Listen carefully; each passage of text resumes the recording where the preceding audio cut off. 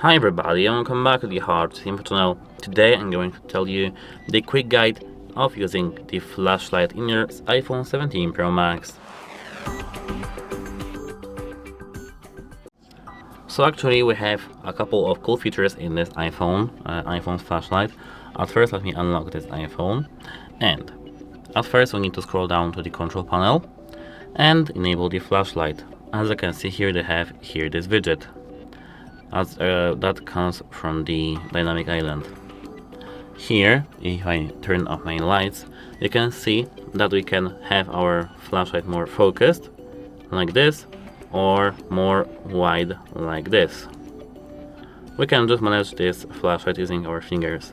We can make it less strong or stronger.